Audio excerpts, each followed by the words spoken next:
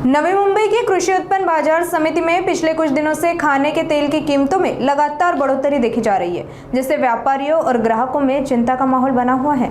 Soybean, सूरजमुखी और palm oil की कीमतों में हो रही इस वृद्धि का असर अब खुदरा बाजार पर भी दिखाई देने लगा है। व्यापारियों के अनुसार अंतर्राष्ट्रीय बाजार में उतार चढ़ाव, आयात लागत में वृद्धि और परिवहन खर्च बढ़ने के कारण तेल की कीमतें लगातार बढ़ रही है। थोक बाजार में तेल के दाम प्रति लीटर कुछ रुपए तक बढ़ चुके हैं। आने वाले दिनों में खाद्य तेल की कीमतों में बढ़ोतरी की संभावना कृषि उत्पन्न बाजार समिति द्वारा जताई जा रही है। इस महंगाई का सीधा असर आम नागरिकों के घरेलू बजट पर पड़ रहा है, जिससे पहले से ही महंगाई का सामना कर रहे लोगों पर अतिरिक्त आर्थिक बोझ बढ़ने की संभावना भी समिति ने व्यक्त की। फार भाव वाढलाय ते लोकांना परवडत नाहीये, आम्हाला सुद्धा परवडत नाहीये।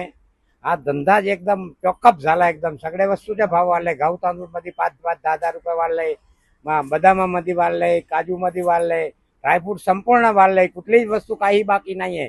कुठल्याही वस्तूला एवढा पोझिशन खराब झाली आहे की आम्हाला सुद्धा कळत नाही की आम्ही धंदा कसा काय करायचा।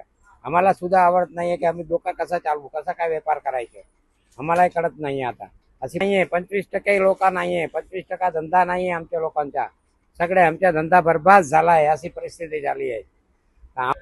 ऑनलाईन का त्रास झालाय, ऑनलाईन मध्ये काही पण माल टाकते आणि काही पण माल लोक गिराकाला काही पण माल देते, काही पण भावाने विकते। ते आम्हाला कळत नाही ते कसा विकताय। आमची परचेस नाही, त्याचे कमीनी ते लोक विकते, ते कसं विकते ते माहिती नाहीये।